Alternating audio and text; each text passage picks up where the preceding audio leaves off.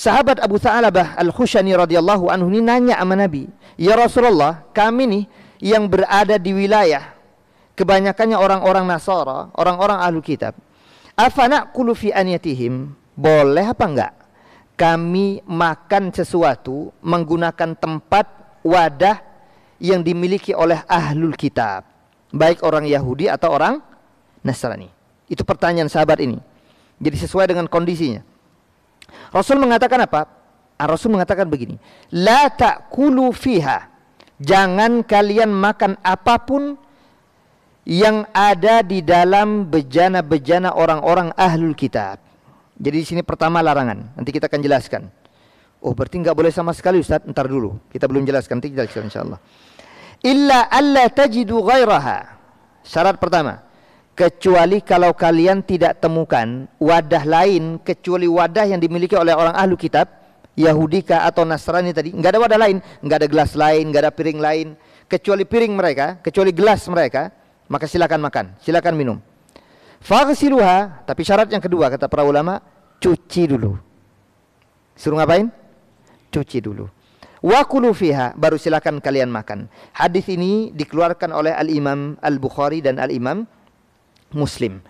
Bagaimana mendudukan masalah ini? Nah, para jamaah Allah Subhanahu wa taala muliakan, kita bahas dulu. Tadi kita sampaikan, ini sahabat yang satu ini yaitu Abu Tha'labah Al-Khushani radhiyallahu anhu arda, tinggal di bumi Syam, kebanyakannya orang-orang Yahudi dan Nasrani, lebih-lebih orang-orang Nasrani. Karena kebanyakan orang-orang Syam adalah orang-orang Nasrani. Nah, ketika mereka memakan sesuatu yang mungkin bertentangan dengan ajaran agama Islam, memakan babi kah, memakan anjing kah, yang otomatis kalau mereka makan itu, mereka masak itu, kan jelas najis bagi kita, kaum muslimin najis. Piring mereka, bejana mereka, gelas mereka yang mungkin tersentuh dengan benda-benda najis tersebut otomatis mutanajis, menjadi najis juga dia. Maka tidak suci dan tidak halal kita untuk memakan dari situ. Akan tetapi para jamaah Allah Subhanahu wa taala muliakan, hadis ini setelah menginformasikan larangan, kemudian menginformasikan kepada kita semua izin, diperkenankan oleh Rasul sallallahu alaihi wasallam. Nah, para ulama baru catat di antara catatannya dengan dua syarat. Yang pertama syaratnya, kalau kita ingin makan dan minum dari wadah-wadah yang dimiliki oleh orang Yahudi dan orang Nasrani, yaitu dengan cara membasuhnya. Itu yang pertama. Syarat yang kedua, kalau memang tidak ada wadah lain. Dua hal inilah yang menjadi catatan mayoritas para ulama kalau kita ingin memakan sesuatu dari bejana-bejana yang dimiliki oleh orang-orang Ahlul Kitab. Taib, apakah saklak seperti itu perintahnya atau larangannya, atau menjadi kewajiban orang harus melakukan dua hal ini? Ternyata para ulama kita memberikan penjelasan. Tidak harus dan tidak wajib hukumnya untuk membasuh bejana-bejana. Betul memang perintah-perintah Allah dan Rasulnya, setiap Allah ataupun Rasulnya memerintahkan sesuatu, itu dasar atau asal hukum perintah itu hukumnya apa? Wajib. Hukum asalnya apa? Wajib. Sampai datang dalil lain yang kemudian memalingkan dari wajib pada istihbab, kepada sekedar anjuran, sekedar sunnah. Jadi begini, kalau ada perintah dari Allah dan Rasulnya, hukum asal perintah itu wajib dulu. Jadi mau tidak mau harus lakukan. Tapi kalau ternyata nanti datang dalil lain yang mengecualikankah atau yang memperbolehkankah, ataupun dengan makna memalingkan dari yang wajib menjadi perkara anjuran ataupun sunnah, baru gugur hukumnya. Tidak jadi wajib tapi jatuh pada sunnah. Dan ini pun yang terjadi pada hadis ini. Jadi ternyata hadis ini bukan, kata para ulama, bukan bermakna wajib hukumnya seseorang harus langsung membasuh bejana itu.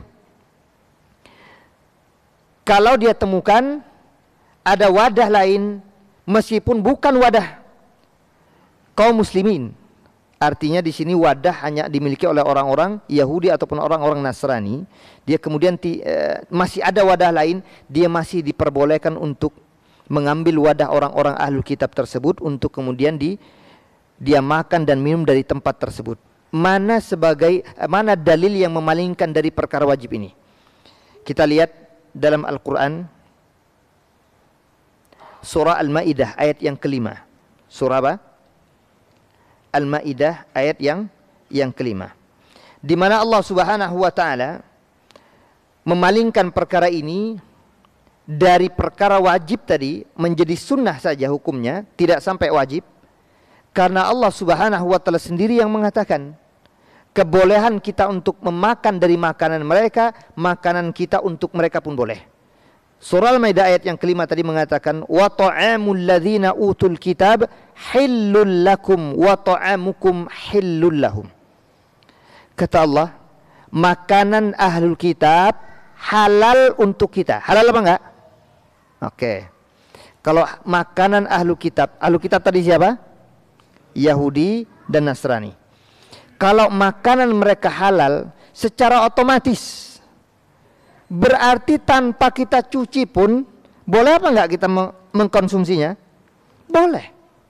Dan secara logis lagi, ini logis nih, main logika di sini. Namanya orang membuat makanan, pasti dia akan letakkan di mana?